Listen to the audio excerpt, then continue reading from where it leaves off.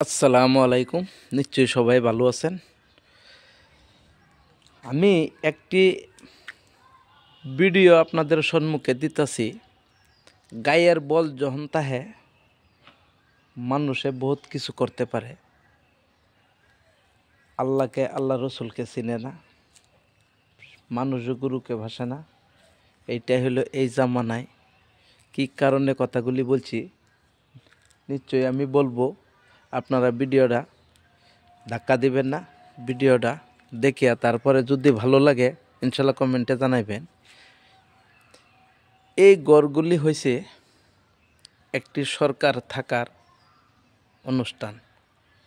তো যখন ক্ষমতা নাই এই গড়গুলি এখন এমনও নষ্ট হয়ে যাচ্ছে, দেখেন কি অবস্থা হয়েছে। আমার দেখে খুবই দুঃখ লাগছে। সরকারি অনুষ্ঠানগুলি সবসময় আদর যত্ন রাখতে লাগে। আমি দেখাইতেছি আপনাদেরকে, আমার সাথে থাকেন, ভিডিওটা ধাক্কা দিবেন না।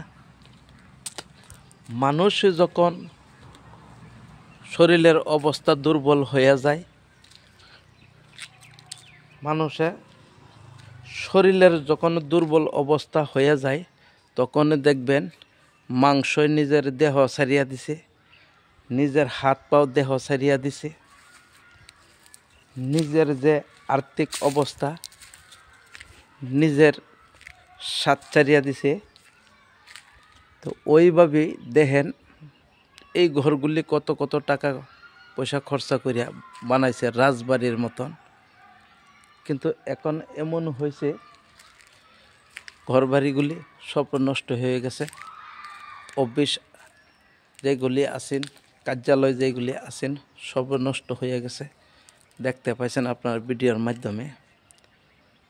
আমি মনে করি জৈবন যখন থাকে, জৈবন থাকলেও আদর যত্ন করিয়া রাখতে লাগে। জৈবন যখন শেষ হয়ে যায় তখনও আদর যত্ন করিয়া রাখতে লাগে। আমার কাছে জায়গাটা অন্তস্থ খুবই ভালো লাগছে। আমি ভিডিও করিয়া দেখানোর উদ্দেশ্য হইল এইগুলি সরকারের যে একটি অনুষ্ঠান অফিস, এইগুলি আদর যত্ন করিয়া সবাই রাখতে লাগে মনে করি আমি। এত সুন্দর সুন্দর বস্তু দেহের নষ্ট করিয়া দিছে। সবারই কর্তব্য দেশের উন্নতির জন্য, দেশের ভালোর জন্য এইগুলি বাঁচাইয়া রাখতে লাগে, ক্ষতি করতে লাগে না। খুব সুন্দর পরিবেশ।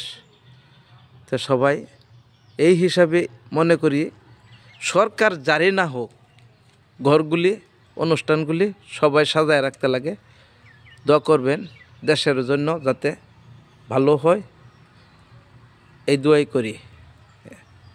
এখান থেকে রাখলাম। সবাই ভালো থাকবেন, সুস্থ থাকবেন। সবার জন্য ভিডিওটা বানানো হয়েছে, কেমন হয়েছে কমেন্টে জানাইবেন।